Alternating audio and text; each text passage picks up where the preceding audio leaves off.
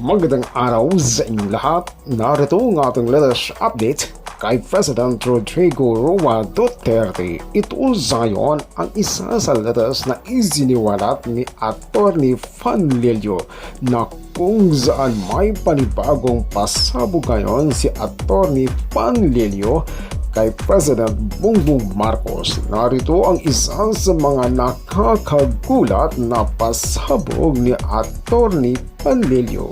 Panood pa natin ako si Colander TV.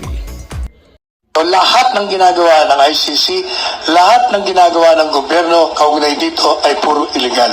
Walang galang nga, irrelevant lahat ang pag-usapan ng Rome Statute, yung mga provision nila, kasi wala nga jurisdiction on two basic grounds. Walang lumabas sa official gazette, and therefore unenforceable, and number two, tayo'y nag-withdraw. So lahat ng ginagawa ng ICC, lahat ng ginagawa ng gobyerno kaugnay dito ay puro illegal.